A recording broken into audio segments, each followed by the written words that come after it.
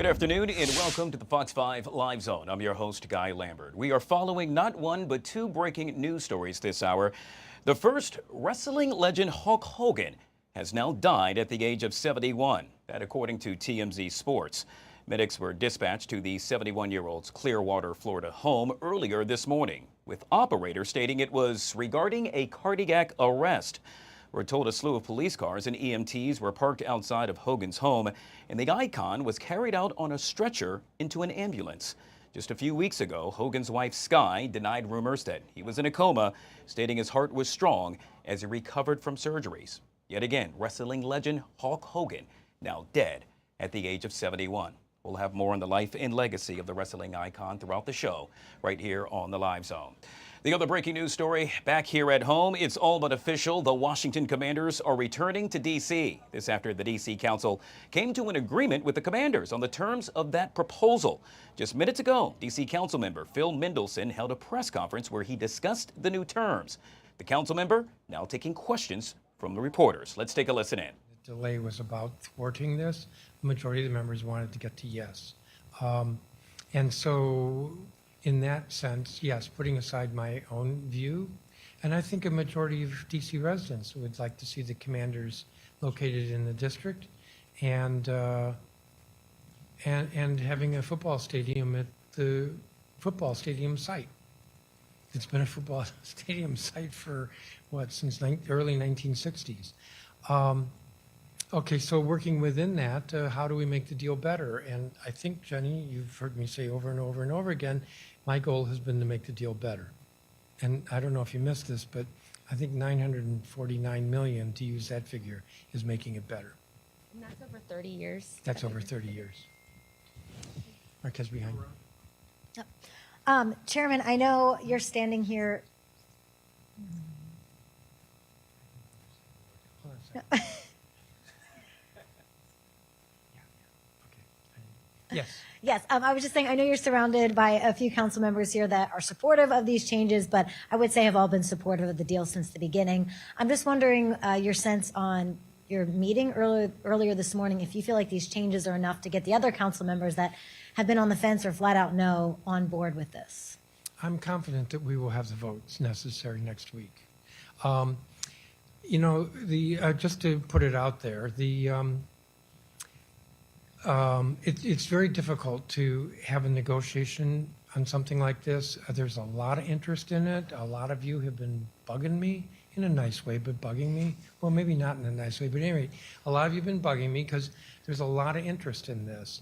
And the only way to be able to negotiate and not negotiate in public is that everyone doesn't know everything in the moment, in real time. And so there was a lot of discussion among members about, can you explain this? And can you explain that? And, well, how about this? Why not, why didn't you do such and such? And so, you know, members understandably want to understand. And today is the first day that all of them as a group, I hate to put it that way, that all of us as a group have had access to all of the information. And so every single council member was at the meeting earlier today? No, there were. Recess technically too. Yeah, I'm not going to say that.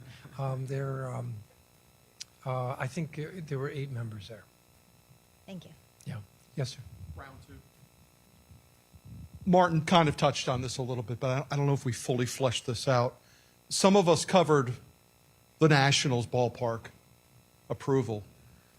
Council member Phil Mendelson and Chairman Phil Mendelson might not recognize each other this morning because you've had an evolution on this kind of stuff. But you've got some pressures that exist in 2025 that did not exist in 2004. I know you don't want to talk about the negotiations, but could you tell us these outside issues, the statements from the president at the White House, this letter from Chairman Comer, did this play no role in accelerating this process? Well, first of all, I'm intrigued that you're admitting that you're older than I am. And second of all, you should remember then that when I became chair and moved from the the seat on the, as you look at the dais on the far left to the center, I said to folks that I was going to have to be more in the center of things, just to answer that question. I think that everyone has been perplexed by the president's comments. And in that sense, they certainly have not been helpful. I don't know where they go. And I have actually characterized them as a distraction in the many senses of that word. I think the letter from Congressman or Chairman Comer, I did reach out to his office after I got the letter. I think you may have actually gotten it before I did. And although it's kind of interesting that his staff did not get back to me, neither he nor his staff, but I expected it would be his staff.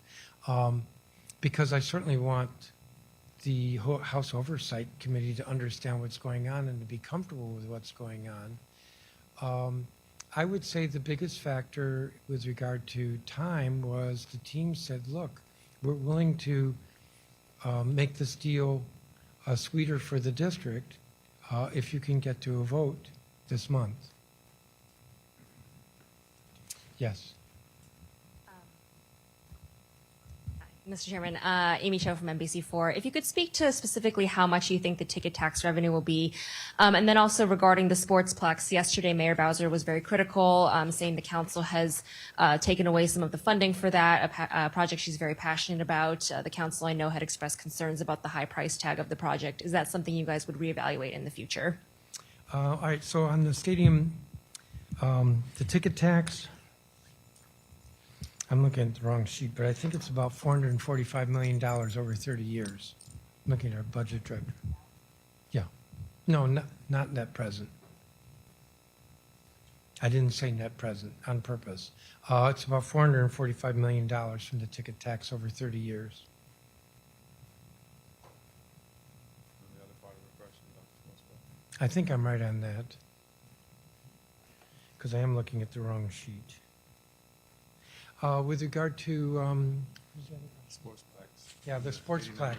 So the mayor had proposed in the budget $89 million, I think this fiscal year for the Sportsplex. Well, the Sportsplex isn't going to get built this year. It's not going to get built in 2026. So we rescheduled it for, I believe, FY27 and FY28. Instead of it being all in 1 year, which also is typically not the way these projects are built, that it would be spread over 2 years. It is true that the Facilities Committee of the Council had reduced it from, I believe, 89 to 77. I don't consider that very consequential for two reasons. One is that we don't have the plan, so we don't know what it's actually going to cost. And second, because if the scheduling of this is in 27 and 28, and even that, I think, is probably sooner than what will actually happen. There's time to ensure there's adequate funding for it. So to say that the council delayed it, I think, would not be accurate, because there's no way it was going to get built this year. And to say that the council cut it, I think, as a practical matter, no. We'll find out what the actual cost is when they start to do the design work. One more. If I could ask one more. What do you say to critics who feel that the city should be charging the team rent? It was something we talked about. Do you mean rent on the stadium or rent on the rest? So there is rent, but it begins in like year 2028 for the mixed-use parcels. A lot of this has to do with the economics that are behind the requirement for affordable housing. You know, affordable housing is below market, and typically affordable housing costs more to construct and operate than the rents will bring in because they're below market rents. And so it has to be subsidized. And in this case, the way it's subsidized is through the land value. And that's typical. Alex. So a lot of the money that was originally meant to pay for the stadium improvements down the line, you're now redirecting into transportation improvements, these other sources. I take it that the team is happy with this arrangement. Is money still, set aside for stadium improvements moving forward? They're not going to be saying, hey, we need money from you to improve the stadium. As down I the line. indicated before, the ticket tax revenue will all go into a stadium maintenance fund. And this is what the team agreed to. I also wanted to ask about the tax abatement financial analysis. I think there's a council rule that says if the TAFA finds this isn't necessary, you need a 2/3 vote to, move ahead with the project anyway. Have you considered this and think you can figure that out? If that's what we need, then that's what we need. As I said, I think the votes will be there. And are you expecting any amendments on Monday or on Friday? I'm getting my days mixed up from anyone else, and would that be a problem I with hate the that kind team? of question. I have no idea. Today's Thursday. Next Friday is 8 days from now. Help me, 8 days from now. So Thanks. we are, as I said before, we have to take the bill that was introduced. So the bill that I introduced was identical to the subtitle the mayor had submitted. And there have to be substantial and substantive changes made to that. And that drafting process, I don't believe that drafting process has begun. There was a, yes, sir. I'll be back there. So a couple of questions. You want to be heard? I can talk pretty loud. All right. The team bringing some offices. Talk a bit about the footprint they're going to have when it comes to offices, because obviously they have the big operation in Ashburn, but you said there'll be sales offices, some senior offices. Can you give us any more about the negotiation of what they'll bring here? I can't. We talked to them about, they're relocating their office to the district, and they've agreed for the senior leadership in the sales office. I don't know what that means in terms of square footage. So no promises on what they're going to actually bring here and how much space. Well, senior leadership and sales. But I think it's probably more than that. To be honest with you, I'm not familiar with their offices, so I don't know how expensive they are. I think right now they're out in Landover, and I've never actually been out there. But my impression is whatever's out there is what's going to come into the district. All right. And also, why do you think the mayor's proposal fell short of what you were able to negotiate? Do you have any comments on what may have led to that? Well, I could give you a couple answers, but I think the answer I'll give you is that time was on our side in terms of the team willing to make the deal more attractive. And as I said at the outset, a lot of the reaction that we got from residents, at least that I heard, and I think my colleagues would agree, was that the deal could be better for the district. And I heard from many people, I support the team, I want the team in the district, but I think that it could be a better deal. And so I think the commanders heard that, and I think all those factors factored into it. Martin. All right, first one is just fast on the process part. August 1st, is that just the committee of the whole vote, or are you also going to do a legislative session? Legislative session. Okay, so Committee of it's the a whole full and package. legislative. And actually, there'll be 2 committee markups. Right, because all this happening on a Friday. I think so. You guys are packing it in next week with a budget vote hearing. And we're on recess, too. And you're on Don't recess. let anybody tell you, Martin, that when the council's on recess, that we're just vacationing on the beach. Back We're to kind hard of at following up work. a little bit on what Alex was asking about the tax abatement stuff. The biggest chunk of the tax abatement is the exemption on real property taxes, which you have not changed, right? Correct, we've not changed that. So, talk to residents, and one of the big concerns is the fact that the team is not just getting land for a stadium to build on, where they can build a stadium, but also land where they can build housing and retail. That's going to be flowed to developers. There's development rights. That's worth something. But you're also, so the city is giving them free land, and on top of that, exempting it from property taxes for 30 years. How's that Correct. fair to taxpayers? It is what's subsidizing the affordable housing. And have you guys broken out the numbers to say that matches that? I have, the honest answer is I've not looked at a pro forma on that. Thank you. We're kind of running out of questions, which is a beautiful thing. Ben? Does the terms here have any bearing on the money set aside in the budget for the stadium? The changes do not have any bearing on, other than the restructuring of the financing, but that's on our side of the equation. We stuck with the basic framework of $500 million subsidy and the $376 million for the garages, for the parking. We stuck with that. Thank you. Jenny? A question about the tax revenues. So it seems like there are three kind of tax revenue buckets that you're saying will go to the city's general fund: the parking taxes, the taxes on merchandise, and the taxes on food and beverages.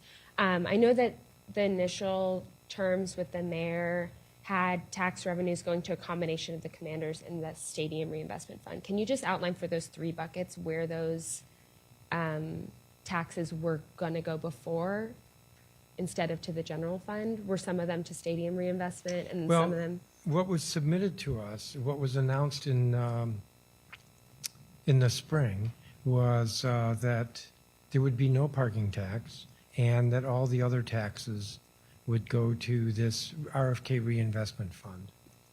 And the RFK reinvestment fund, which would not be part of the government, would not be part of Events DC, that this reinvestment fund would basically be in control or controlled by the commanders and could be used for capital and maintenance.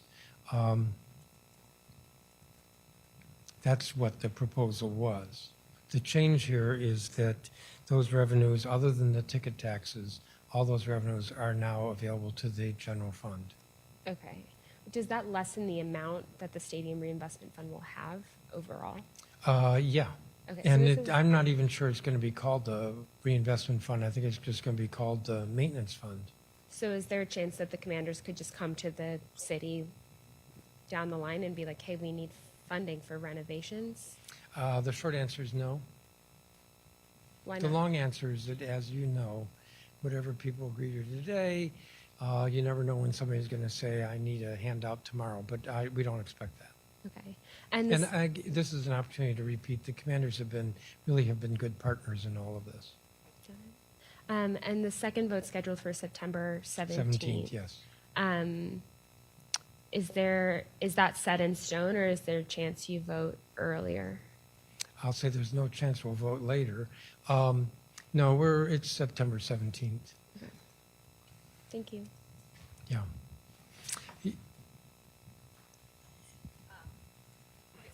Obviously, you and the mayor are having separate press conferences today. How would you characterize your working relationship with her right now, particularly in regards to this deal, given the fact that you aren't having a press conference together to announce this deal together? Interesting question. It's not a joint press conference today because the legislation is with the council, and the negotiations have been between the council and the commanders. When we're done, it goes back to the mayor, and the mayor negotiates the development financing agreement, the DFA, and the leases. So that's how I would characterize that. I'm aware that the mayor has a press conference soon, but I'm not sure what the topic is. So I guess I would leave it there. I think the mayor should be pleased with this because this is, I will repeat, using the commander's figure for parking revenues, this is a $950 million to the good change in the deal. And it gets us to a yes vote, and it gets us on the way toward getting the stadium built. Last question, Martin. What about, not jumping way ahead of ourselves here, but when it actually gets to construction, is there going to be a project labor agreement? Is there going to be a guarantee that union jobs will be used? Because I know that's been raised by a number of council members, that they want those assurances that this will be a PLA and union jobs. The stadium will have a PLA. There are a number of requirements, and don't ask me what they are, but there are a number of requirements for the stadium, and it includes a PLA. On the mixed use, that was discussed between us and the commanders. I think there will be something in that direction, but it's not part of this agreement. I think that's going to conclude this. Thank you all very much. All right, there you have it. Yet again, D.C. Council Chair Phil Mindelskin discussing all things surrounding the Washington Commanders. Earlier today stating that, well, in essence, they have come to terms, they being the city council, with the Commanders in order to bring a stadium back to D.C. The deal somewhat perplexed. The district will propose some $500 million plus another $356 million for parking garages. The city is no longer on the hook if it costs more than that. Mendelson then saying that there will be significant revenues coming to the general fund. In essence, the city would be able to generate revenue via taxes, including sales tax on merchandise, food tax. It could benefit D.C. a whopping $949 million over the term of the lease. Mendelson also stating that there would be a community benefit, a whopping $50 million for youth sports linked to education, attract grocery stores, and job training. One of the many things that will actually and likely take place sometime in the near future. Speaking of taking place, the City Council will now meet and vote on that new legislation on August 1st, with the second vote taking place September the 17th. We'll take a quick break. On the flip side of the break, the other breaking news story, wrestling legend Hulk Hogan, dead at the age of 71. We'll discuss his life and legacy next, right here on the Live Zone.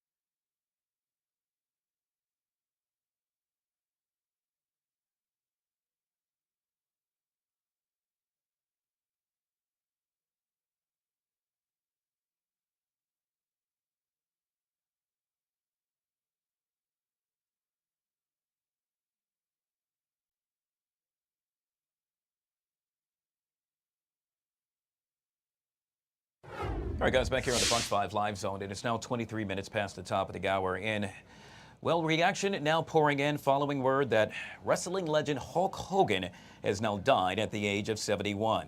Medics were dispatched to his Clearwater, Florida home early this morning, with operators stating it was regarding a cardiac arrest. We're told a slew of police cars and EMTs were parked outside of his home, and the icon was carried out on a stretcher and into an ambulance.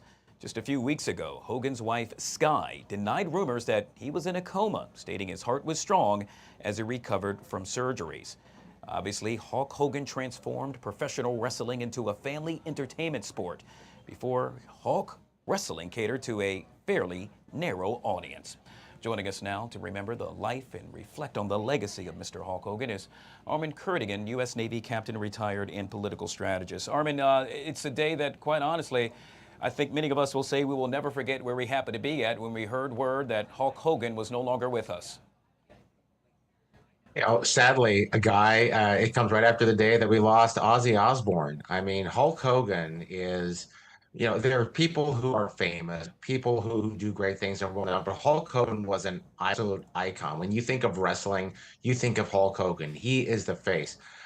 How many billions of dollars of economic activity did this guy create just through his persona over the 35 years or so where he was participating in wrestling, 40 years actually, from when wrestling was an almost know nothing sport? It was ridiculed, it was mocked, and then he put it on the map with Vince McMahon, and they built this, not just this franchise, but this empire, this media Goliath. And remember, these are the days, you know, just as cable TV was first getting on, you didn't even have social media. So you didn't have the kind of ways of people getting popular. So it is certainly a shock. It's a terrible loss for all of us because it's not just the entertainment value, but I never got to meet him personally, but it seems like from everything that you've seen that the guy was a really gentle guy. He was a lot of fun to be around, a nice guy, and a lot of folks are going to miss him. Yeah, Armin, it's no secret. Many of us, myself included, would wake up early on a Saturday, and I believe just around noontime, maybe 11 a.m., plop down in front of that TV and watch Mr. Hulk Hogan do his thing in the wrestling ring. It is something that I will never forget, and yet again, I'm pretty sure a lot of Americans will never forget as well. We know that in his latter years, he really began to focus on politics and or align himself with President Trump. We know that he spoke with or spoke at the RNC back in 2024. And I remember he started his speech with the infamous phrase, "Well, let me tell you something, brother." In this case, he made mention that Americans had been compromised, as had Mr. Trump been compromised with regard to his potential freedom. Your take on that? You know, absolutely. His, you know, he was a showman all the way until the very last. I think Hulk Hogan not just personified the wrestling, but as you can see right there, you know, with the American flag, he loved this country and what he was able to actually accomplish. He was a true patriot. He loved what he did, and he was, you know, for the most part, he was well liked by his compatriots, his good friend Ted DiBiase as well. And then, you know, he certainly had his share of controversy when he left Vince McMahon's company, WWF, and went to WCW. He was there for several years, even though he said he wouldn't do that, and then eventually came back when WWF had continued to evolve. So I think some people were wondering, is Hulk Hogan ever going to run for office? Is he going to be this person that that conservatives are going to whip out every time they're having an event to try to draw crowds? And he certainly draws the ratings. So there's no question where his loyalties and his love lied. And because if anybody can embody the power of the free market and what it can do, it was Hulk Hogan. Yeah. And so with that being said, Armin, I'm curious. You know, I will remember him as the man that, as you just heard me state, "Well, let me tell you something, brother." Whereas I would say the younger generation perhaps would align him with, yet again, politics. How do you think Hulk Hogan, the wrestling legend, will be remembered? I'm sure he'll be remembered as being a patriot. I don't know that necessarily the politics. The politics came in very late, and maybe some of the young folks might think of that. But in terms of where he's placed himself into Americana and legend, I mean, he is truly Americana. You would not see a character like Hulk Hogan have a genesis anywhere else on the planet. So what he does and what he represents, I think, will be remembered fondly. He'll be remembered as a media figure. He'll be remembered as an entertainment figure. He'll be remembered as a powerhouse of you know what, you know, you see so many videos of him, you know, around the kids, you know, young boys, you know, teenagers out there getting their autograph, taking pictures with him. You'll remember for all the scantily clad women that are walking around the ring and holding up the round number for each particular round as it comes out. So he'll be remembered for a lot of that, and I think he'll be remembered fondly. And his place in American culture and history books, I think, is pretty well set. Yeah, yet again, the man who introduced me to the body slam. That's how I will remember Mr. Hulk Hogan, yet again dead at the age of 71. We've been speaking with Armin Kurtigan, of course, a political strategist extraordinaire. Speaking with my producer, Emmy, and we're going to go ahead and put this up. WWE actually posting this to X. It's saddened to learn that WWE Hall of Fame Hulk Hogan has passed away. As they state, one of pop culture's most recognizable figures, Hogan helped WWE achieve global recognition in the 80s. WWE extends its condolences to Hogan's family, friends, and fans. We'll take a quick break and be right back. This is the Fox 5 Live Zone.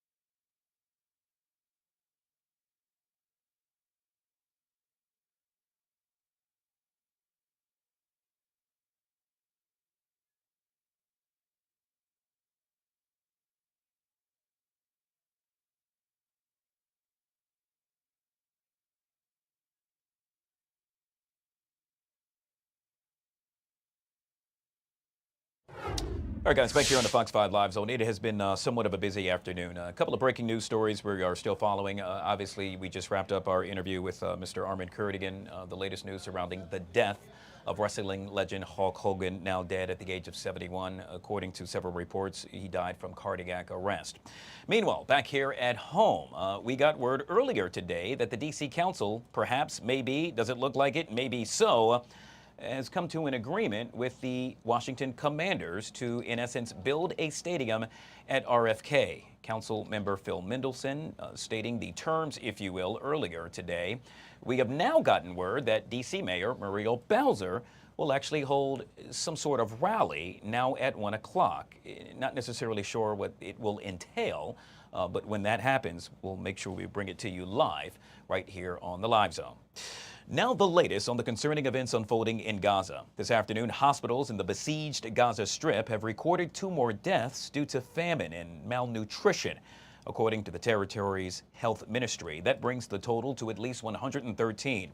Meanwhile, Hamas says it has submitted its response to a proposed ceasefire deal to mediators.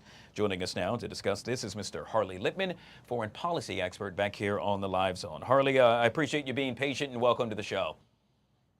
My pleasure. Happy to be here. All right, Harley, we got a lot to talk about. Let's start with this troubling, and I'll say it again, troubling images that we are now seeing coming out of the Gaza Strip, where family after family, in one case, we got a report that perhaps everyone in Gaza is experiencing starvation and or malnutrition. Can you tell us the latest with regard to that? Yeah, it's ridiculous. It's just not true. I just recently came back from a trip to the Middle East, and I was on the border with Israel and Gaza. And I saw myself, right behind me were 80 trucks of humanitarian supplies trying to get into Gaza. The problem that they were experiencing was there was no one willing to distribute it. The UN was not available. And when Israel was trying to do it, they would get overwhelmed by thousands of people who were really needy and looking for food. And Israel would fire in the air, which they follow those rules. That didn't stop them. They then are instructed to fire at the knees. That didn't stop them. So they had to shoot, and unfortunately, people were killed, and that has come out. And part of the reason is people are not following the rules of getting humanitarian aid. They're trying to get shortcuts because they're eager for the food. And so that has alarmed Israeli soldiers. And if you have 25 soldiers manning a humanitarian outpost and you have 1,000 people swarming over you, it presents a very dangerous situation. And unfortunately, casualties occur. So, Harley, I'm playing devil's advocate here. Yet again, there have been several countries that have stated the opposite, if you will, stating that in so many terms that genocide is taking place and that famine is definitely occurring in the Gaza Strip. With all that aside, I'm thinking about the mom that perhaps has no alignment with Hamas, doesn't pledge allegiance to that organization at all, and is perhaps in a situation where we have seen story after story where her husband has, let's say, to your point, ventured out to retrieve food for the family and in essence was shot. How do we bring this to an end? I'm just somewhat perplexed and or confused as to why this is happening. It's a great question. You bring it to an end by Hamas releasing innocent Israelis that they've taken by force, raped, tortured, and keeping in tunnels who are starving to death and are in terrible conditions, and you surrender, and it ends immediately. What I find remarkable is all the emphasis and blame is on Israel. Who started this? Who's creating this? And you have to realize that controlling food is essential for Hamas's control. They don't want food being distributed to the Palestinian people. They stop it and undermine it because then they lose support of the Palestinian people. Hamas steals the food. Again, I was on the border. I saw Americans who were bringing in humanitarian supplies, and this is what they told me, that Hamas is trying to steal the food and doing so. And they give it to their fighters. If you look at pictures of their fighters in the tunnels, they're well-fed and healthy. They're gouging the Palestinian people by overcharging, and they want starvation to occur. The biggest humanitarian effort in Gaza is led by a private group of Israeli businessmen who are trying to get food to them. But it's extremely difficult to distribute it when Hamas disrupts it. So it's Hamas who's disrupting it, but everybody's blaming Israel. This is just not fair and just not according to what's really going on there. All right. Well, you made mention of Hamas, and we know that Hamas has responded to a potential ceasefire deal with demands of their own. Quite interesting. One of which reportedly includes amendments to conditions around the entry of aid areas from which the Israeli army should withdraw and guarantees on securing a permanent end to the war. Yet again, the million-dollar question, will this happen? Not under those terms. They're also, what they've also asked for, the release of, I believe, I don't remember the exact number, but it's something like 2,000 Palestinian prisoners in Israel, many of them serving life terms for murder of innocent civilians, not soldiers. They want those people to be released for 10 starving poor Israelis who are completely innocent. Think of the difference. These are prisoners who have been convicted in a court where they have their own attorney and they have been found guilty of murder of civilians. And they want nearly 2,000 of them to be released in exchange for 10 Israelis who are innocent civilians living in the kibbutz who were taken from their beds screaming and terrified. So it makes very difficult. Everybody's saying, why doesn't this end? And again, the pressure on Israel shows the one-sidedness, the way they're looking at it. The organizations in the countries that are criticizing Israel don't have the facts or are listening to Hamas or are listening to CARE and other organizations that are anti-Semitic and dedicated to Israel's destruction. It's not in Israel's interest for Palestinians to starve. They have to live with Palestinians. It's going to create a new generation of jihadists. It creates more anti-Semitism. It isolates Israel, like you mentioned. Many countries are critical of Israel. Just look at what's in the country's interest. But it is in Hamas's interest for people to starve in Gaza because it rallies support against Israel. Israel's at war with Hamas, not the Palestinian people. And with that, we'll end with this, Harley, and that is the actual relationship now between the U.S. and Israel. We know that in the past it was, let's say, sky high, if you will. But however, it has been strained, some would say, as of late. What's your take? Yeah, it'll be that way. Even good friends could disagree and have arguments. People love to play that up. I think the core values and interests of Israel and the United States are extremely aligned. They want stability. They want the territorial integrity of each nation to be sacrosanct. They want peace in the region. They don't want massacres. No one talks about the Druze being massacred in Syria by radical Islamists. That doesn't get news. But if a Palestinian dies of hunger, and we don't, and that's not verified, that's according to Hamas, that makes the front page newspapers. So, you know, it causes a lot of tension. And the media loves to show wounded and dead bodies in Gaza, and it makes people hate Israel and Jews. And it's a very distorted picture of what's going on. There's no context. People don't want the facts. Young people just focus on how they feel. But U.S.-Israeli relations are very strong. Good to know. Yet again, we have been speaking with Mr. Harley Littman, foreign policy expert. Truly appreciate your commentary, sir, and thank you yet again for being patient. Pleasure. All right, guys. Well, you know the deal. If it's happening and it's happening now, we're taking you there. In this case, we're discussing all things surrounding teachers' pay and/or the lack thereof. Senator Bernie Sanders now holding a town hall entitled "Save Public Education, Pay Teachers What They Deserve." Let's take a listen in.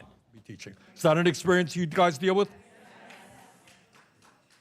And the result of all of that, of stress, is that nearly 8% of teachers leave their profession each and every year, double the rate in countries like Canada and countries around the world. According to the most recent statistics, over 400,000 teaching positions, nearly 1 in 8 in our country, are vacant today or are filled by teachers who are not fully certified. Imagine that. Imagine that. We are the richest country in the history of the world, and we have hundreds of thousands of vacancies, which means that our kids are not getting the attention and the education that they need. Incredibly, 44% of public school teachers are now quitting their profession within 5 years, and we know the reasons why. I want teachers in this country to be so proud of the work they're doing, winning so much respect from their communities, earning the kinds of salaries that they deserve. I want them to spend their life working in those schools, not having to quit because of economic and other reasons. Now, why are teachers leaving the profession? Why are so many public school teachers leaving the work that they, in many cases, wanted to do all of their lives? I suspect that many of you wanted to become teachers from when you were in school. Why do we have a massive shortage of teachers in our country? Well, there are a number of reasons, but one of the primary reasons is the pathetically low pay that teachers in America receive. According to the most recent statistics, the average starting teacher salary in America is less than $47,000 a year, and about 1/3 of all public school teachers in America make less than $60,000 a year. And I have been in school districts where teachers are starting at a significantly lower salary than that. Well, look, I don't have to go down south. I can go up north, too. I will tell you that there are rural districts where teachers are starting at $35,000, $40,000 a year. So you tell me, how are we supposed to attract the best and the brightest, which is what we want for our kids, into the teaching profession on salaries of just $40,000 or $45,000 a year? Further, and this is truly incredible, the average public school teacher in America today earns over 5% less than he or she did nearly 30 years ago after adjusting for inflation. All right? In other words, incomes of teachers are going nowhere in a hurry. And that's not just an economic issue. That is a sense of disrespect to one of the most important professions in our country.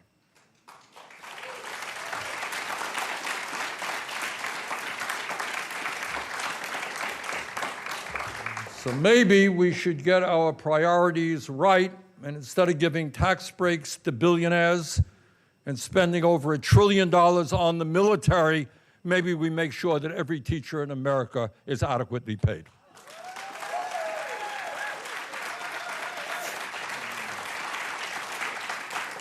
The situation has become so absurd in terms of the economic priorities of professions in this country that, if you can believe it, 4 hedge fund managers on Wall Street made more money last year than every kindergarten teacher in America combined, 120,000. Well, you know, I kind of think that teaching children, nourishing children intellectually and emotionally at the most important and pivotal moments in their lives might be more important than some hedge fund manager making billions of dollars.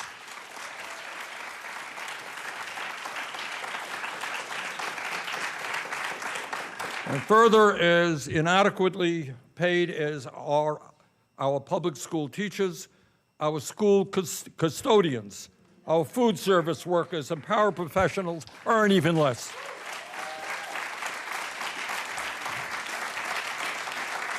So these are the folks, as you all know, who keep the school going, keep it clean, take care of the basic needs, do the repairs, feed the kids. Nearly 35% of paraprofessionals and school staff earn less than $25,000 a year. That is not the way you treat people who are maintaining schools. So if we're going to attract the best and the brightest into teaching, if we're going to encourage teachers to teach in underserved areas, if we're going to improve teacher retention and morale, and if we're going to improve student academic outcomes, then in my view, we need to pay teachers in America decent wages and decent. All right, yet again, Senator Bernie Sanders discussing all things with regard to equal teacher pay. We'll continue to follow that developing story throughout the afternoon right here on the Live Zone. However, the big story right here in the nation's capital surrounds the Commanders. It's all but official. Yes, the Commanders are likely returning to D.C. This after the D.C. City Council came to an agreement with the Commanders on the terms of the proposal. Earlier today, D.C. Council member Phil Mendelson held a press conference where he discussed the new terms agreed upon so that the deal could be done. This guy happened to be here.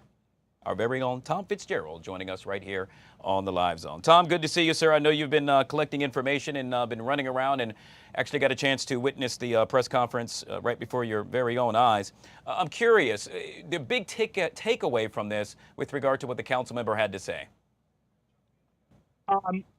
I think the big, not to lose sight of the forest of the trees here, is that they have a deal.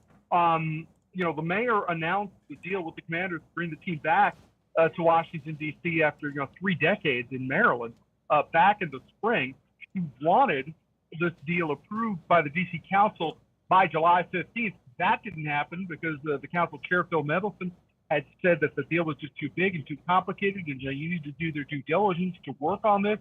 Here we are 2 weeks later, not even 2 weeks later, and they're ready to go. Guy, there's going to be a vote after 2 days of hearings next week on Wednesday and Thursday. The vote will be on August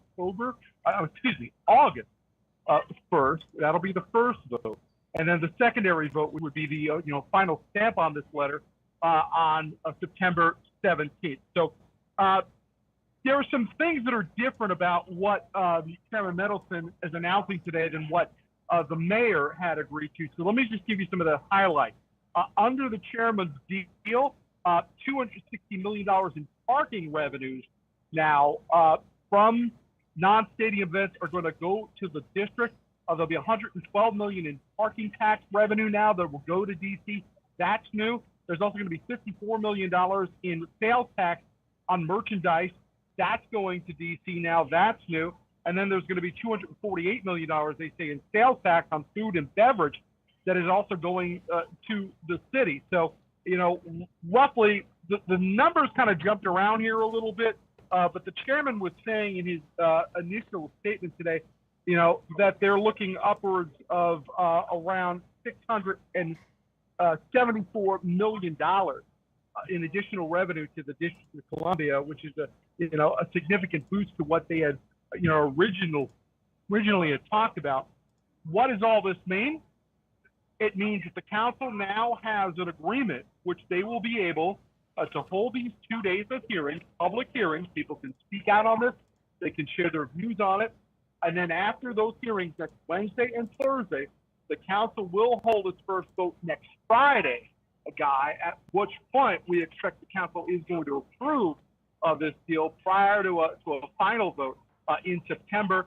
That falls in line with what the Commanders have been saying they've wanted, because while the mayor had been touting that July 15th deadline, it was pretty much an open secret to anybody who had actually spoken to the Washington Commanders that July 15th deadline was not really a July 15th deadline. They say they weren't happy about going through August, but sometime in September is when they wanted to park this, and it looks now like that's exactly what's going to happen. They're going to have a vote next Friday, Guy, that will officially get this ship on the slipstream to bring the Washington Commanders back to their old home, this franchise that played so many years at the RFK Stadium site.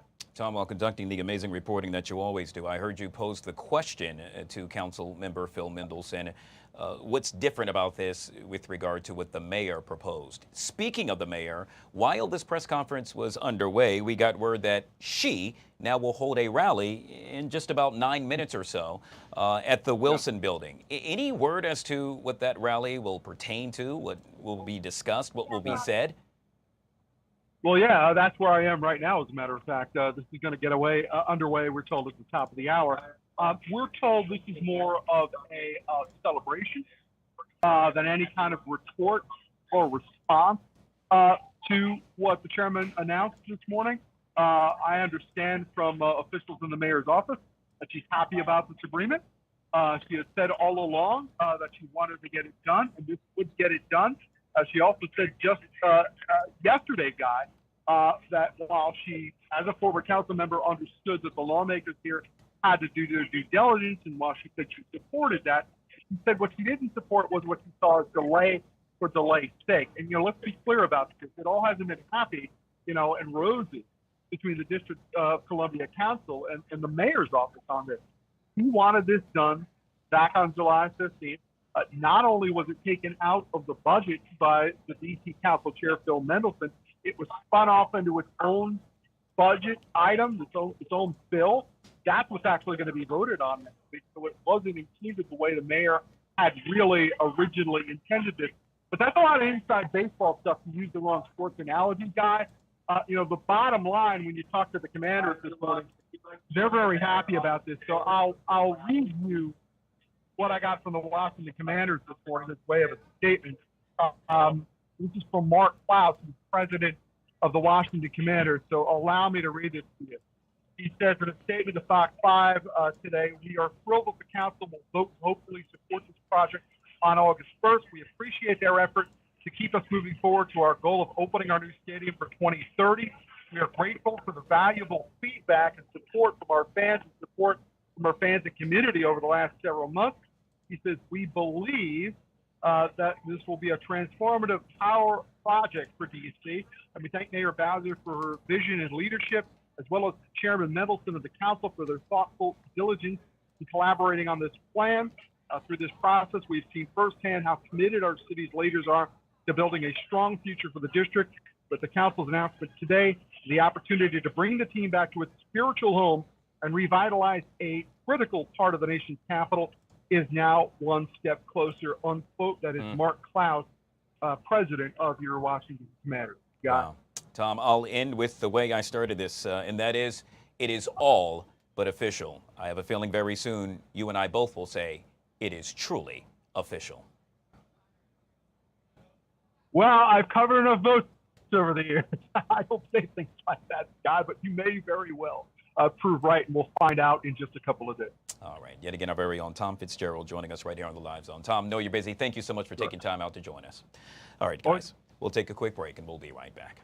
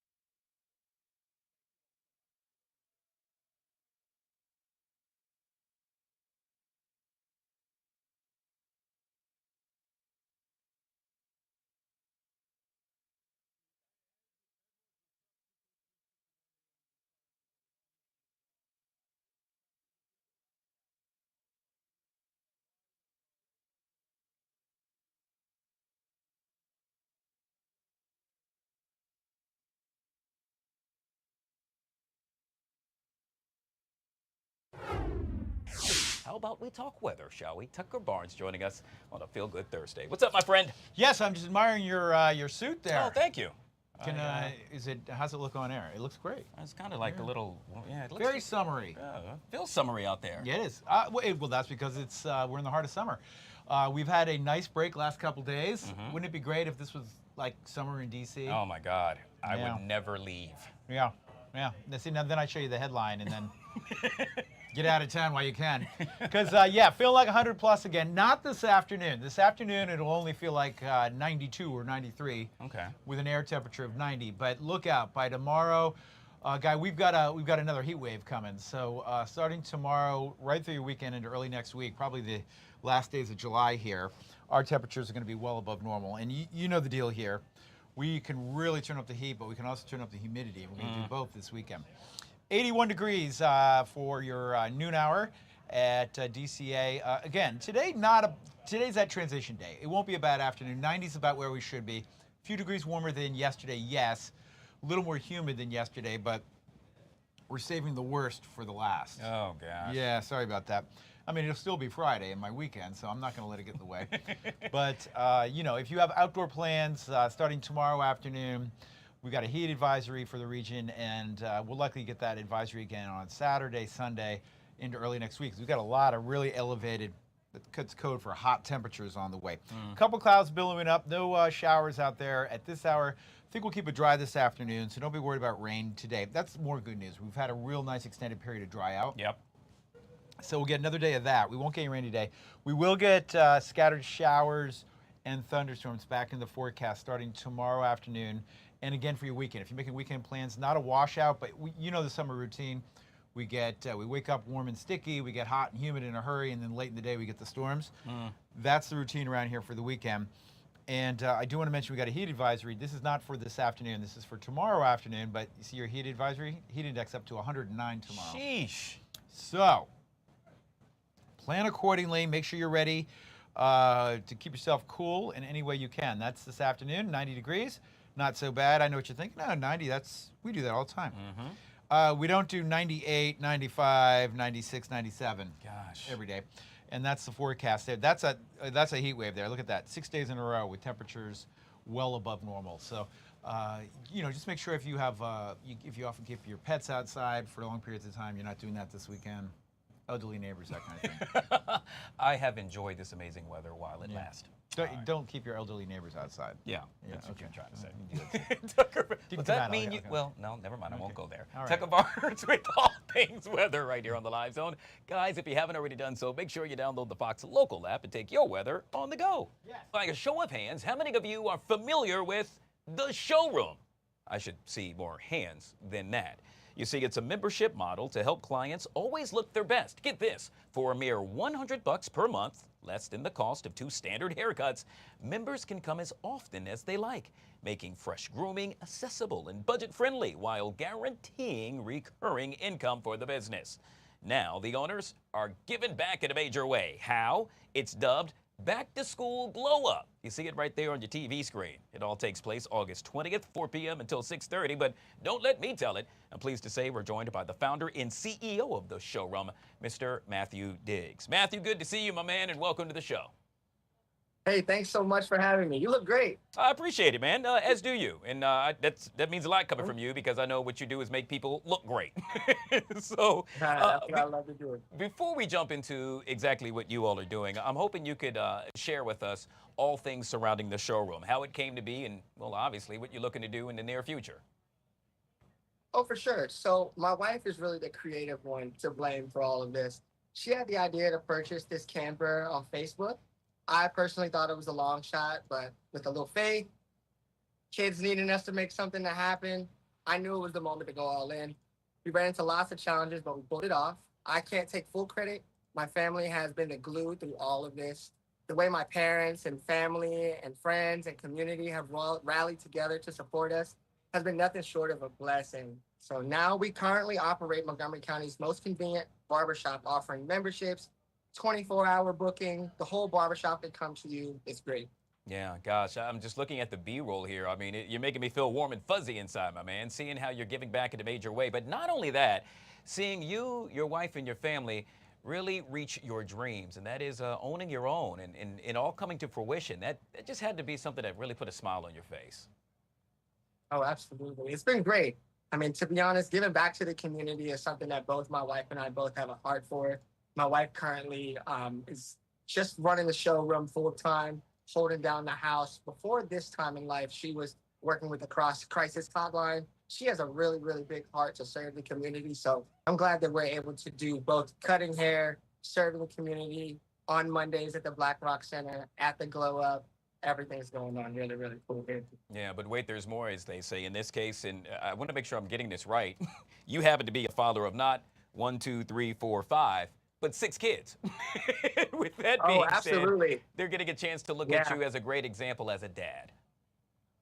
Yeah, I've got some beautiful, talented children, all 6 of them. And so I'm really just trying to pave the way for them while I stay available for them as much as possible. So even within that 24-hour schedule, we do our best to try to make time to have the movie nights and have the fun, you know. Yeah, well, now it's going to get even better because you all are spearheading the Back to School Glow Up event set to take place yet again August the 20th, offering free haircuts and hairstyles to K through 12 students. Tell me all about it. Yeah, so we're going to be there for a few hours. I've got a bunch of barbers coming by. We've got some hairstylists. We're doing lots of good stuff for kids and just making sure that they feel great going back to school, because I don't know if you guys have heard the slogan, but when you look good, you feel good. And when you feel good, you play good. And so we just want everyone to be playing their best role in whatever they're doing, whether it be school, work. That's just what the showroom's about. So I'm really, really excited for the event. I know the other barbers are excited to be able to give back. And so it's going to be a great opportunity for everyone. Yeah, I remember reading a report recently, and it stated that kids that actually don't have the opportunity to or can't afford to eat breakfast have a hard time really excelling while at school. I'm going to be honest with you, man. I would argue the same thing goes with the parents. I remember my first day of school, I'm pretty sure, as do you, and well, you got to come with it. And as a result, you know, I think you do better. You feel more comfortable. You're accepted by others a lot easier. And so I want to say kudos to you all for, well, putting a lot of kids that perhaps don't have the monetary funds in order to do just that in that position. Sure. I mean, well, we're partnering with the Core Foundation to bring a lot of things to the community. On Mondays, the first Monday of every month, we go to Black Rock Center community, which is the same place we're doing the Glow Up event. And we do cut for the homeless. We give food and showers to people in need, and just really just trying to bring community back to what barbershop means. Yeah, it's so funny when you said that. I started thinking about the movie The Barbershop, which, by the way, for folks that don't know, that I would argue is the central hub for, let's say, African Americans. I mean, I went to the barbershop yesterday. You get all your news either from me or from the barbershop. Absolutely. Which is just so funny. I mean, even back in COVID, they a lot of the CDC guidelines were sending us alerts so that we could post those things in our barbershop, since we were right on the front line. It's the best way to get information to the community. So I'm really happy to be here in this space, in this life. It's just awesome. It's a blessing. Yeah, it's so awesome. But you know what else is awesome? One of the things that you also do is you help aspiring barbers and stylists. Do tell. So the idea is that we all just kind of need to do more for the community. And so that's why I'm pulling other barbers and other stylists into this Glow Up event, because I know that everyone's looking. At least I know I speak for my friends that are in the barber and the hairstylist community, but they're always looking for ways to give their talents back to the community. And so the more that we're able to create these events and co-collaborate with each other, it's just going to be great and get greater and bigger and bigger. I'm just excited for it. Yeah. All right. So now it's time for you, DMV, to show up and show out, as they say. We're talking about the upcoming Back to School Glow Up, August 20th. You see it yet again on your TV screen. It takes place from 4 p.m. until 6:30. Where exactly is this happening at? I want to make sure I get the address right. So it's actually happening at the Black Rock Community Center in Germantown. Absolutely love it. It's directly next to the library. It's really easy to find, and we're just spreading the word. So. All right. Well, sure you did knows. just that while joining me right here on the Live Zone. Yet again, we have been speaking with Mr. Matthew Diggs, founder and CEO of the showroom. I love that mobile unit, by the way. That is just so cool. I can't wait to check it out in person. Oh, man, I'd love to have you. I'd love to have you. Come anytime, 24 hours. My man. All right, guys, it is now 1:06. Yes, 6 minutes past the top of the hour. You are taking a live look outside of the Wilson building, where any minute now we are expecting D.C. Mayor Muriel Bowser to, in essence, spearhead that rally you see right there. Why is she excited? And all of those that surround her? Well, it appears it's all but official, but the D.C. Council has agreed on the terms of the proposed deal to bring the Washington Commanders back to the nation's capital. When that event gets underway any minute now, we'll take you there live. It's funny, as I'm sitting here looking at the shot, I see Tailgate Ted standing at the microphone, who happens to appear on this show a lot, so make sure we get some audio from him. We'll do that in just a second, but obviously the other top story this hour, he was truly a wrestling legend. I'm referring to Hulk Hogan, who has now died at the age of 71. He died inside of his Clearwater, Florida home earlier this morning, with operators stating, well, it was regarding a cardiac arrest. Just a few weeks ago, Hogan's wife, Sky, denied rumors that he was in a coma, stating his heart was strong as he recovered from surgeries.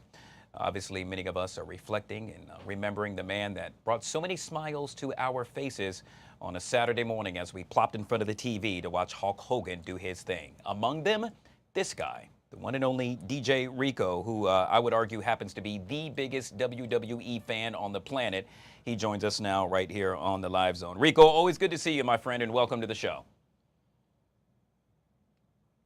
I think you got to press that little button right there in order to make sure we get your audio. Press it right there and you should have it. As you do that, Rico, I got to tell you, I was somewhat perplexed and surprised to know that we lost a man that, as you heard me state, so many of us grew up watching. I remember early on, and I don't want to date myself, but it would be Hulk Hogan and the whole crew, and heck, we'd even had a cartoon out of it. He was the one that really made wrestling famous, Rico. All right, it appears, Rico, I'm having issues hearing you, my brother. I can see you, but I can't hear you. So I'll tell you what, here's what we'll do. Let's take it back to the actual shot of the Wilson building, where we are yet again awaiting D.C. Mayor Muriel Bowser to address a series of onlookers. As you can tell, the excitement is building up there as we, in the meantime, kill time, and so that we can get Rico's audio straight. Yet again, the D.C. Council earlier today stating that they have come to terms with the Washington Commanders. And look, just right on cue, it appears it's getting underway. We'll get back to Rico momentarily. Let's take you live outside of the Wilson building. When I say we are, you say DC. We are. DC. We are. DC. We are. DC.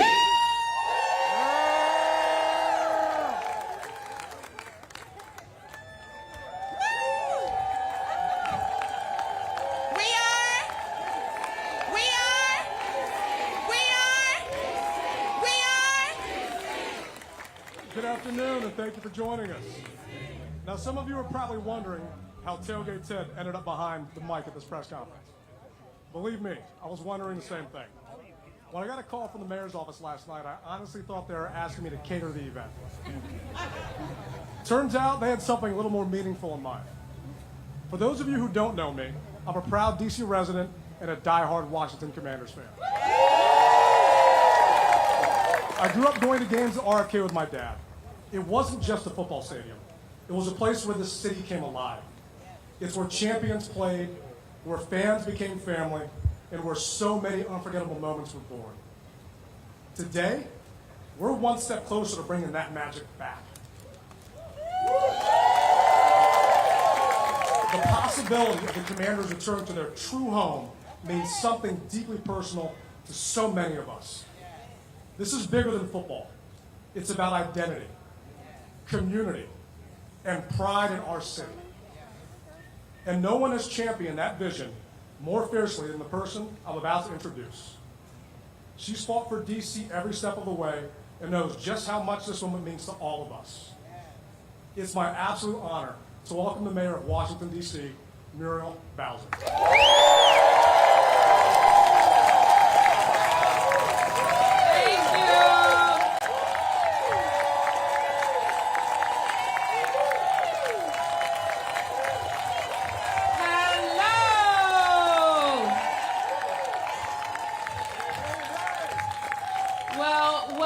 Everybody to City Hall in the best city in the world. And I want to thank you for that lovely introduction. I want to thank you for all of the wonderful DC friends and leaders and community members and small businesses and lawmakers and fire chiefs and everybody who's here. Thank you for being here. I asked a number of members of our team to come and congratulate the council on announcing the date of the vote on the most important economic development project in the history of Washington, D.C.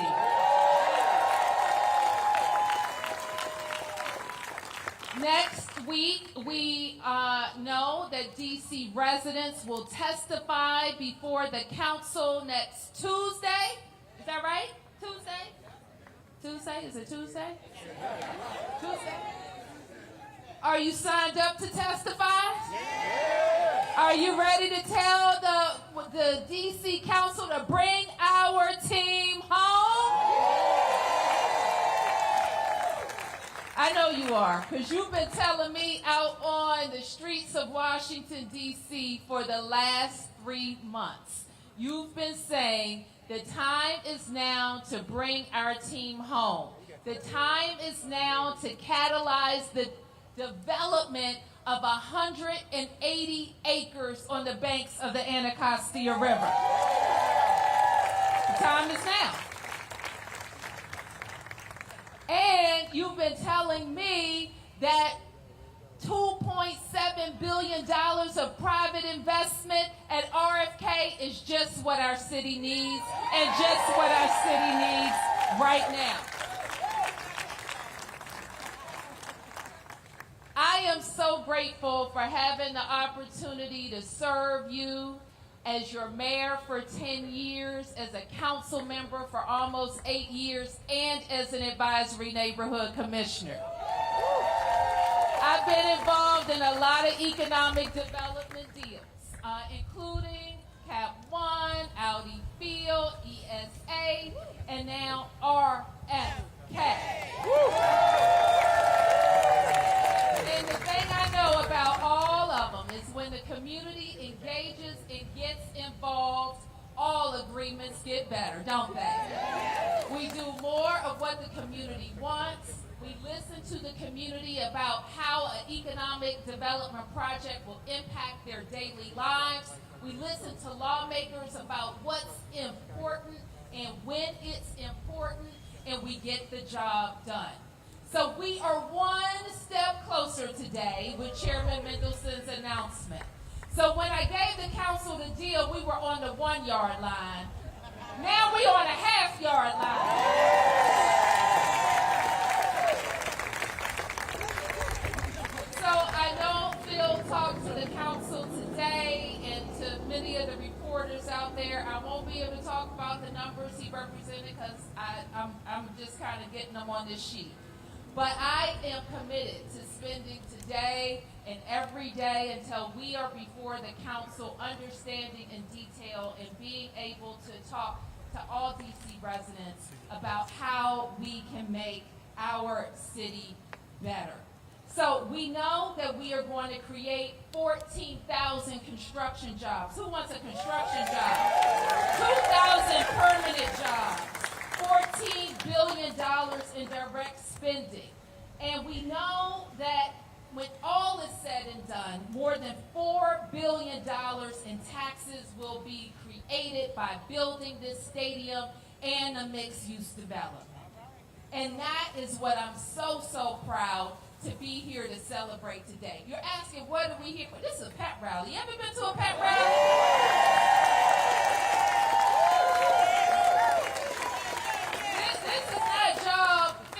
Because the job is not finished. The council is taking testimony, doing their deliberations, and voting next Friday. They'll take a second vote, and then they'll deliver me a bill to sign. That will finalize the deal. Don't think that this started 3 months ago, because it started 10 years ago.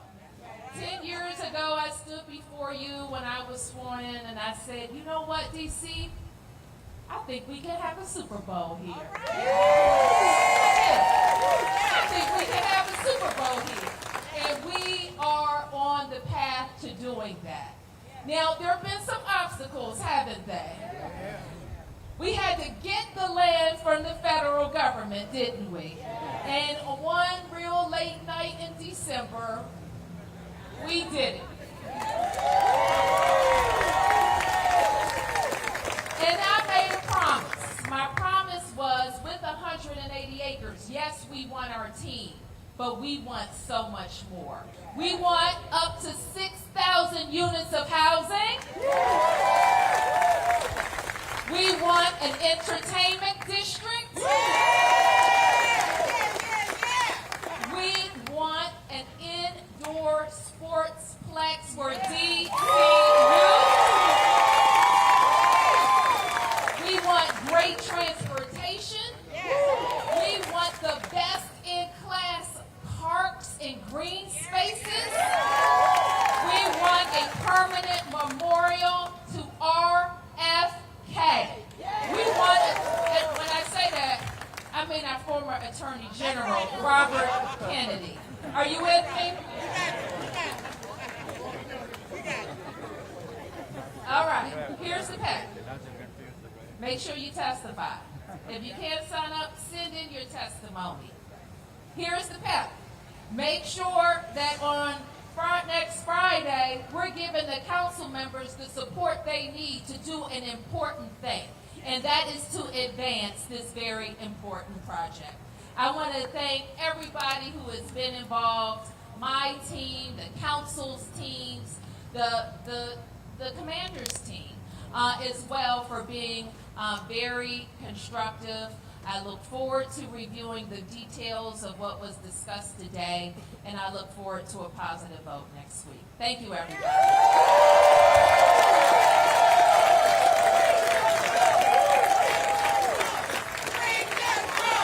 Bring them home! Bring them home! Bring them home! Bring them home! Bring them home! Bring them home! Bring them home! Bring them home! All right, we're gonna take just a few questions, and then I'll make myself available after. Okay, who's first? Yeah, I just wanted to ask if you can tell us if your deal or Mendelssohn's deal will cost more for taxpayers. Which one, your deal or I Mendelssohn's? think it costs the same. So the top lines, as I understand it, and as I said, I don't have a lot to go from to discuss that yet, but I will look into it. The team's contribution is $2.7 billion. The city's contribution is for the vertical, the parking garages, and the sportsplex and local roads at about $1.1 billion. I know the council has stripped some of the sportsplex money, and we're going to work with them between now and Monday to get it replaced. Hey, Mayor Bowser, Eric Flack from WUSA 9. The plan from Mendelssohn includes new taxes on parking as well as sales taxes on food and beverage. Does the amended deal make the game day experience more expensive for fans? Well, I think for everything that happens in the stadium, I don't think there's much difference in the total revenues raised based on my kind of real top-level briefing. I think some of those funds were shifted around, but I don't think it's a big difference in the total amount raised. Parking, the addition of the parking taxes do. Yeah. Mayor, good afternoon. Tom Fitzgerald from Fox 5. We've watched you over the last couple of months lobby for this deal, tell the council to take action. It's a generational opportunity. Folks are curious where you're at today. How do you feel? And did you have moments where you thought you weren't going to get here? So this is a motto we live by in my administration. Can't stop, won't stop, never quit. Can't stop, won't stop, never quit. And so when when we think that we're down, we just find another way, and we keep pushing, and we keep fighting. And we do it for the right reasons. And that's why I can't stop, I won't stop, I'll never quit.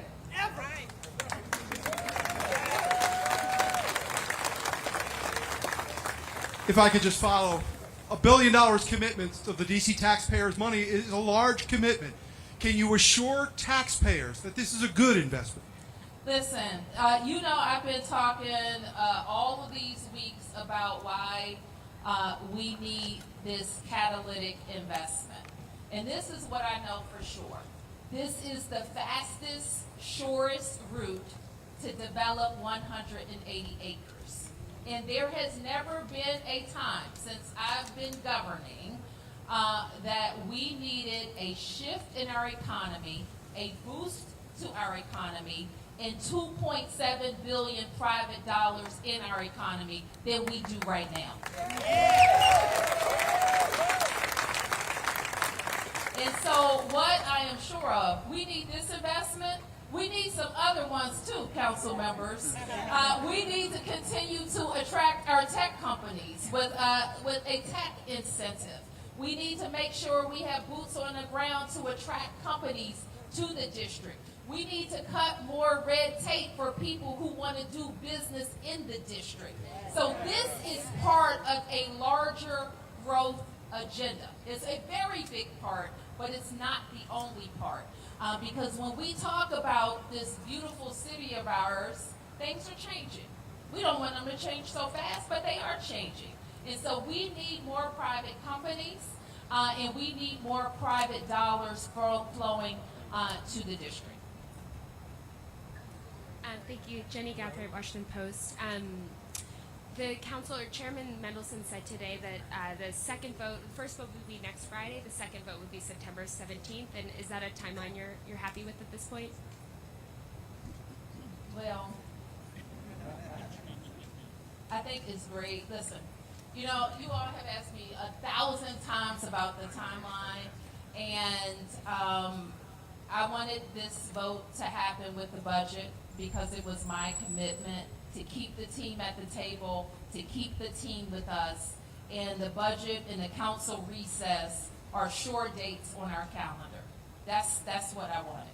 So they're going to vote on the budget on Monday. They're going to vote on this deal on Friday. And those are days I can live with.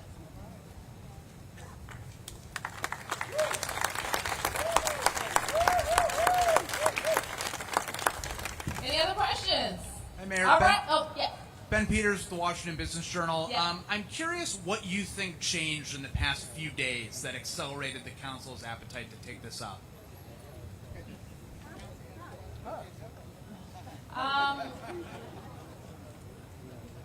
You know, I think that the council, this is what I believe. I read that Phil said this, that the majority of the council wants to see this happen. In all fairness, we have had an unusual year, okay? And we have had like a budget process that was different for nobody's fault here, but it was just different, and it was longer, and it's complicated. We have to make complicated decisions. So I think that people feel the urgency of the moment, and hopefully they believe like I believe, that when there are windows of opportunity, sometimes the window stays open a minute, sometimes it closes real fast. And if you don't want to be on the wrong side of the window. So let's act. And I think that the council members have the things that they said that they needed. They got their studies done. They got the other information. They made changes that are important to them. And so I want to review those changes, of course, but I think I have to think that's why they made those decisions. Okay, thank you, everybody.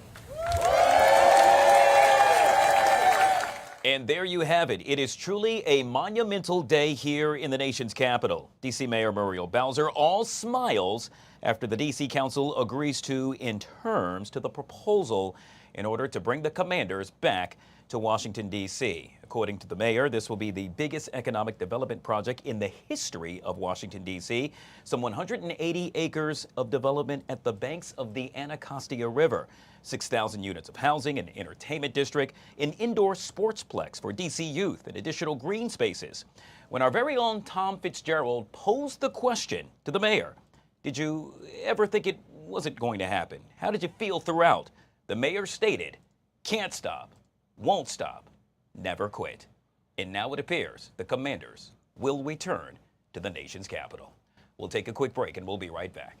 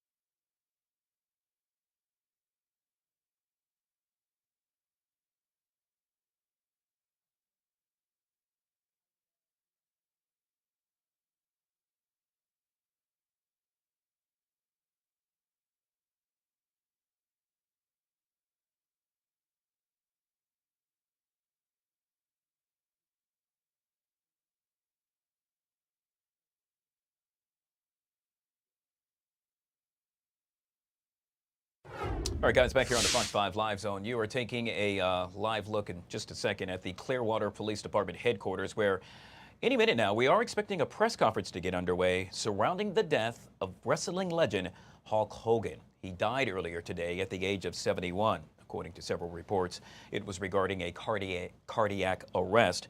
We're told a slew of police officers and EMTs were parked outside of Hogan's home, and the icon was carried out on a stretcher into an ambulance.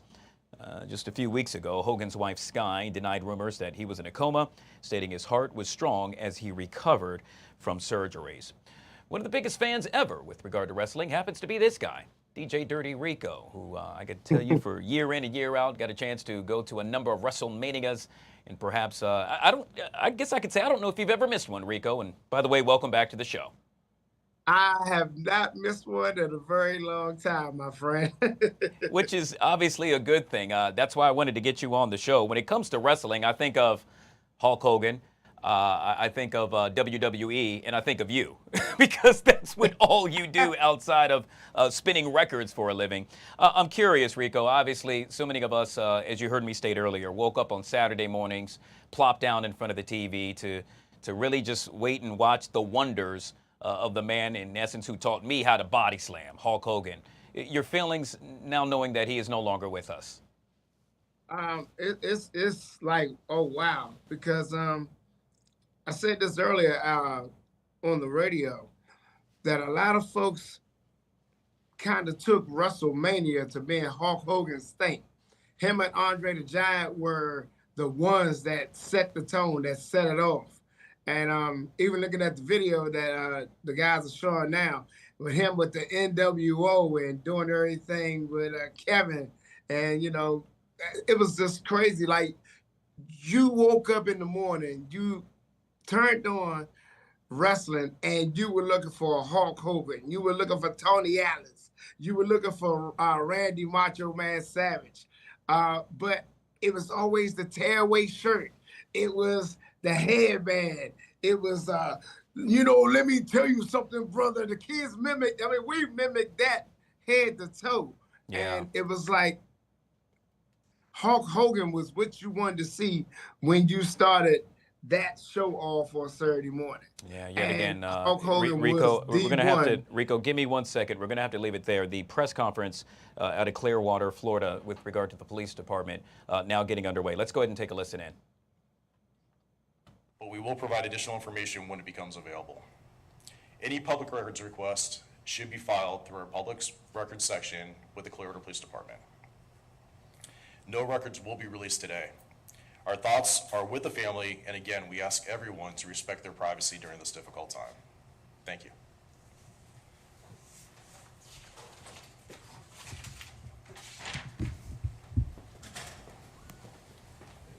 All right, there you have it. Short, sweet, and straight to the point. Apparently, police stating that obviously an investigation continues to a certain extent, and well, they're not even taking any questions. Somewhat interesting, somewhat perplexed, obviously, because they stated that they would have this press conference, and yet again, they had it, and it's over. Let's go ahead and bring Rico back on screen. Rico, obviously, as far as we know it right now, Hulk Hogan passed away from cardiac arrest. You heard me make mention earlier that just weeks ago his wife, Sky, denied rumors that he was in a coma. I got to be honest with you, I had no idea that he was dealing with health issues. Were you familiar and or up to date with regard to just that? I knew about one situation that they were talking about that he was actually having a problem with a valve in his heart at one time. I didn't know about anything that was life-threatening, that could actually lead to something like this. I was unaware of this at all. Yeah. Totally. Rico, yet again thinking about Hulk Hogan, and I'm just thinking back to my childhood, and we're somewhat around the same age, if you will, but I'm thinking back to a time where, quite honestly, he brought folks together. And what do I mean by that is that, well, obviously Hulk Hogan does not look like you nor I. Yet again, you and I cheered him on for so many years, and I would argue so many others came together to do just that. 24-inch pythons, God, that is not you or me at all, my brother. That's not either one of us. But it was like he stood behind his whole real American thing. He stood behind making sure everybody had a smile whenever he was in the room. The political crazy stuff that a lot of people want to throw into the hat, man, leave it alone. When it come down to it, we all got our own political views on things. But when it came down to Hulk being in a room full of folks, he wanted everybody to smile. He wanted everybody to, have some type of Hulkamaniac tactic, whether it be somebody, flexing the muscles, whether it be somebody talking like him or anything. Not even just the kids, but I'm talking about grown folks. I'm talking about adults that will walk around in these arenas whenever we went to wrestling matches and dress like Hulk Hogan, walking like Hulk Hogan, and that was his thing. And he was happy to see people happy. Yeah. Let's talk about the catchphrase, because to this day, and it's funny because you don't hear it as much nowadays, but when you do, you know where it came from. And obviously, you know what I'm getting at. What you gonna do? Hulk Hogan runs wild on you. But as a result of that, Rico, I'm thinking about those who then came after him. In this case, The Rock. And then he too had a catchphrase.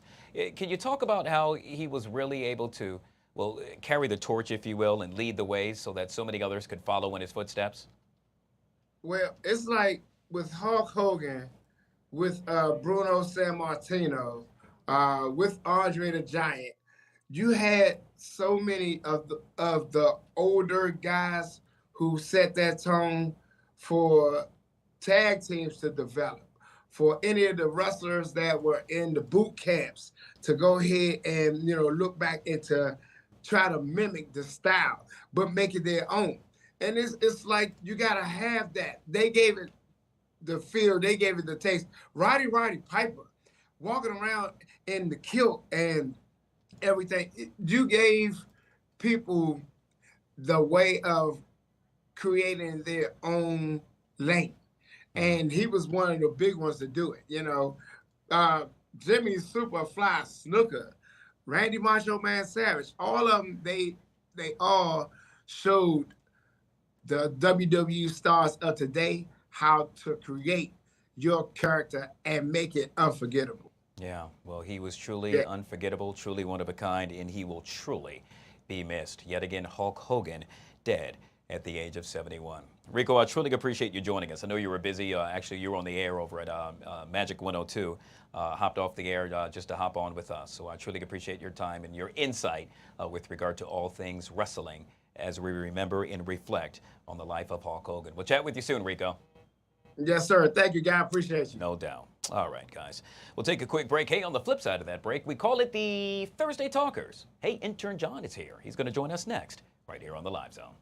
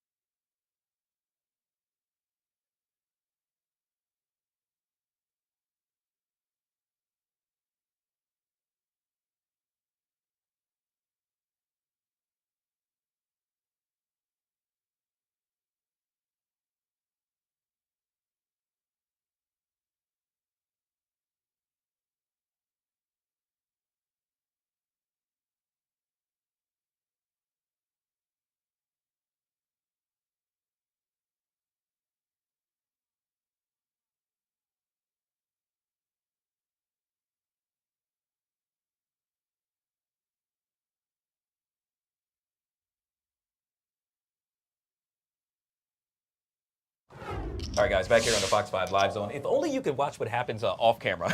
I got to tell you, I ran out there, over there to grab this guy, and he sat down and they were like, oh my gosh, we don't have a microphone. Intern John joining us right here on the Live Zone. Good to see you, my friend. Guy, always, my pleasure. All right, so we call this our Thursday Talkers, and one person that can talk is YOU. Thank you, man. You too, baby. Come on now.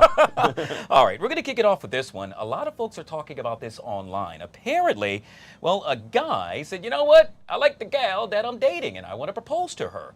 Well, what does he do? He goes to his sister.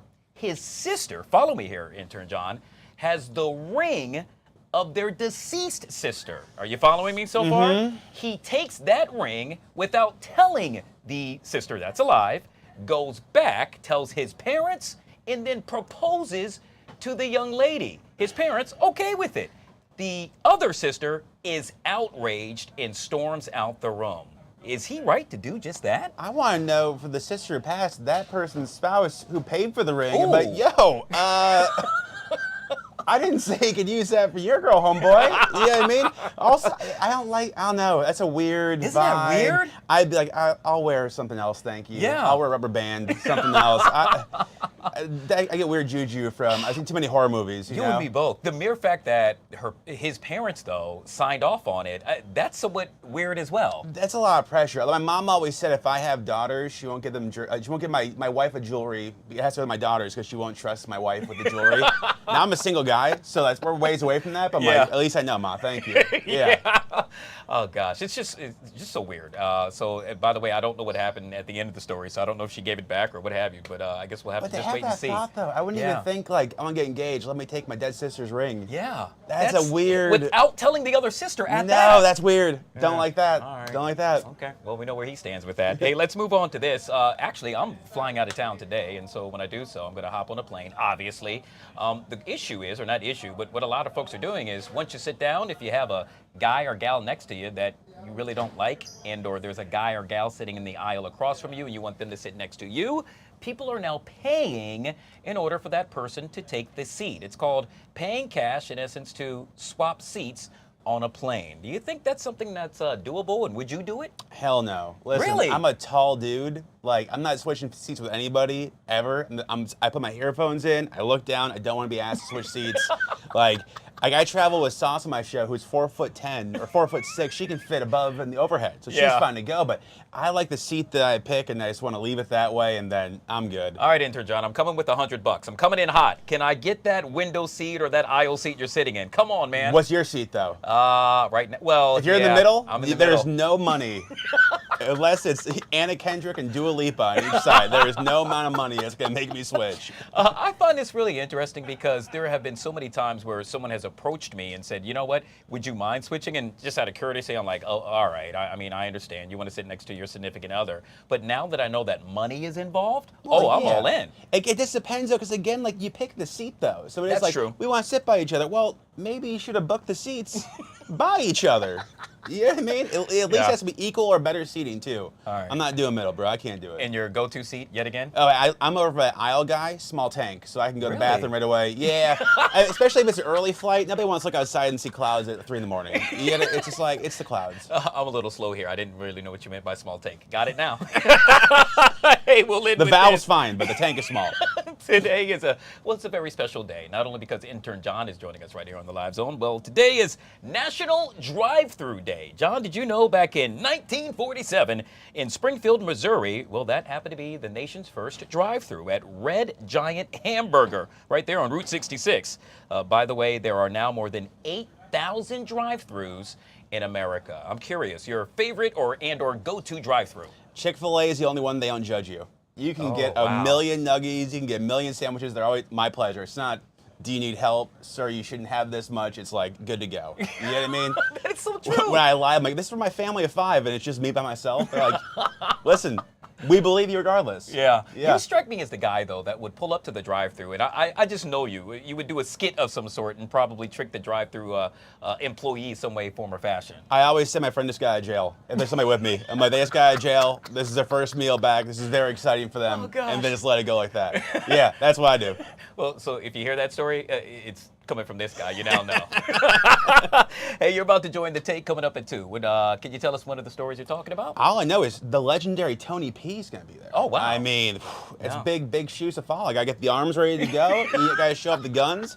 Go toe-to-toe with Tony P, Oh, the homie. gosh. Yeah, he's so cool. Hey, real quick side note. We've made mention of this time and time again, and that is you are co-owner of Hyde. Yes. Right there in Arlington County, I should state. And I bring that up because yesterday we learned that Arlington happened to be the fittest city in America, and your restaurant is based right there. Is that a coincidence that we open up in October and Arlington wins? I don't know. I would say our food is fantastic. You've been there before. Yeah. Great salads, great brunch. If you Yeah. come this weekend for brunch, it's a fantastic spot. Okay, and you eat there, High and social. You'll be fit, just like how Yes. Popeye eats spinach. Look at us. Can we edit some like muscles in real quick? Yeah, we got to do that. I All got right. that white skin. My goodness, I need a tan. That is not great. It's not great. Oh gosh, Intern John, all things funny right here. We call this the Thursday Talk. It's always good to see you, my man. Appreciate you, dude. All right, you can check him out coming up at 2 o'clock on The Take right here on Fox 5. We'll take a quick break and we'll be right back.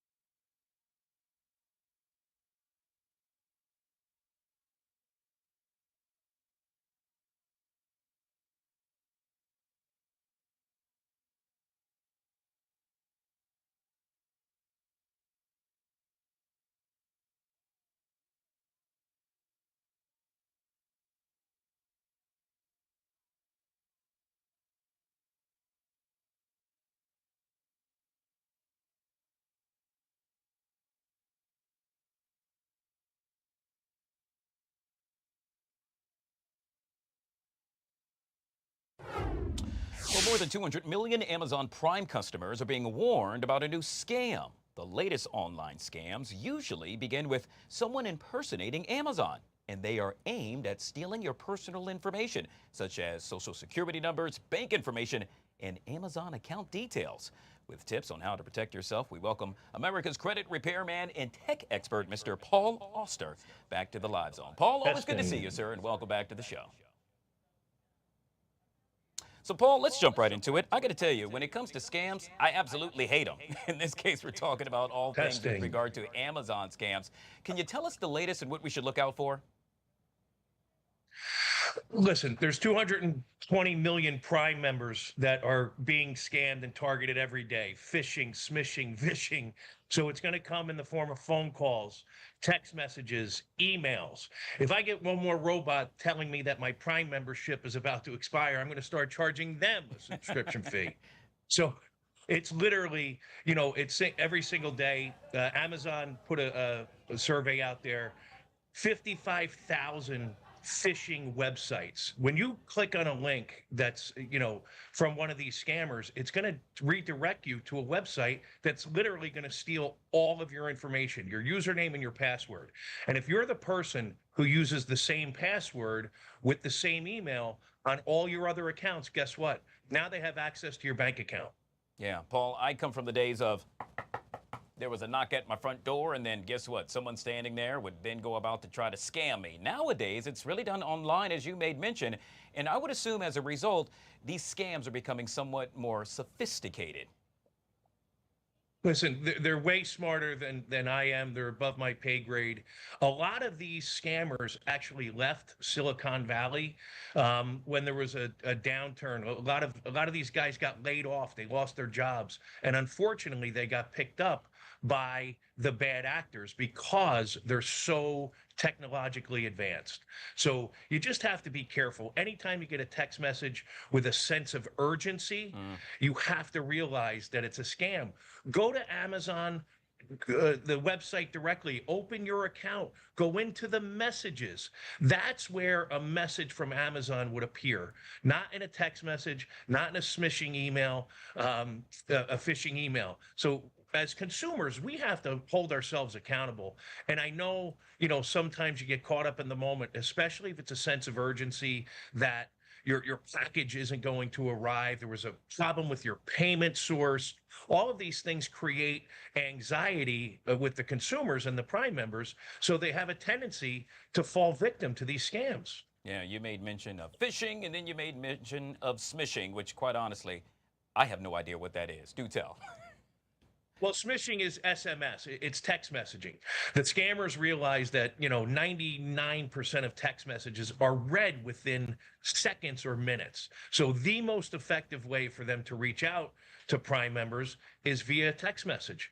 And if you get a text message that says, click here to confirm the delivery address, people have a tendency to click on those links. And when you do, you're going to, you know, infect your computer, your phone with these malware and viruses. That will lead to other problems because they'll have access to your other accounts. All right, Paul. So this is not the first time we've gone about to really address this. And I would argue it's not the second. Yet time and time again, folks are still getting caught up with regard to, well, let's say, dealing with scams. Why is that? So you said it best. They are highly sophisticated. These are not dumpster divers. The emails look legitimate. So again, if you're worried, or you should be worried. If you get an email from Amazon, you should be worried. If you're a Prime member, you get a text message, an email, you should be cautious about clicking on any of those links. Again, take a step back. Go to Amazon directly, go into your account, and try and figure it out from there. Do not click on the text. Do not click on any of the links in the emails. The emails really look legitimate. If you had a visual, you know, the emails look like they're coming directly from Amazon. So it's easy to fall victim and prey. That's why it's so important for you guys to get these messages out there. And that's why they call you, sir, America's credit repairman, none other than Mr. Paul Auster. Good to see you, sir. Thank you so much for joining us right here on the Live Zone. Thanks, Guy.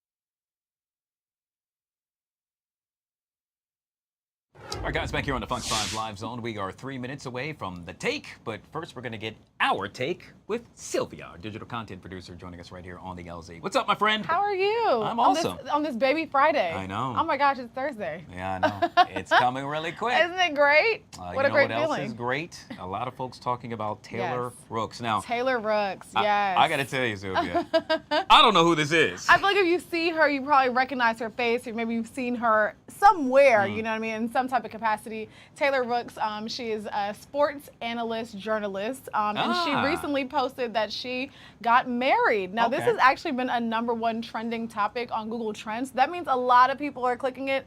Also on Twitter, a lot of people are expressing their enjoyment, excitement, but also their heartaches behind this. Ooh. So a lot of people did not necessarily know that she was in a relationship. She just popped up with her husband, which I think is a great move to make. You know, she would talk about the man that she is with or dealing with, but she popped up with the husband, and it was a very star-studded wedding. Donovan Mitchell was there, Kevin Durant was there. Some people even saying this is the first time they've seen him brush his hair. Oh, wow. You know, they were very specific to call Kevin Durant out on his appearance there. Lala, I was going to call her Lala Anthony, but I don't think she goes by that anymore, right?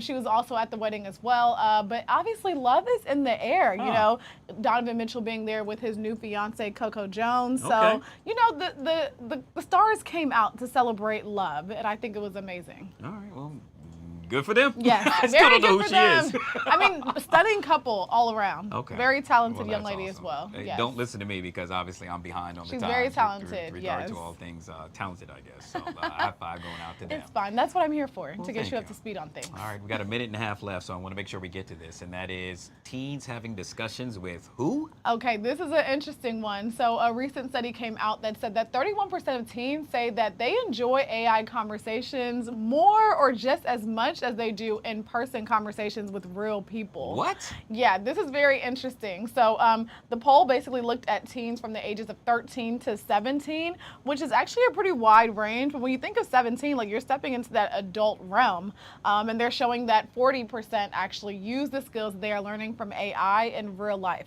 Now that's something that I can 100% relate to and attest to, because who doesn't get on ChatGPT and maybe ask them like, what's the best way to organize my thoughts, or like what's the best way to ask someone for have X, a Y, and conversation. Z. Okay, you pose the question. Yeah.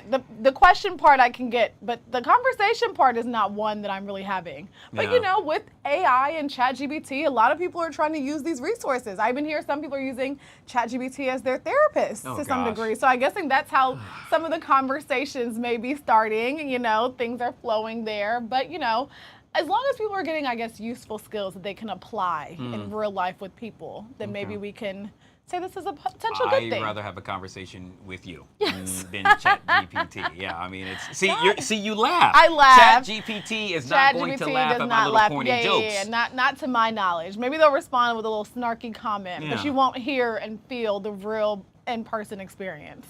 All right, well, so But the it could be a great stories resource. that you folks at home are clicking on, and obviously I need to click on as well so I can become more aware, as they say. Sylvia, our digital content producer, joining us right here on the Live Zone. That just about does it for us. We do this each and every Monday through Friday. I was about to say Thursday.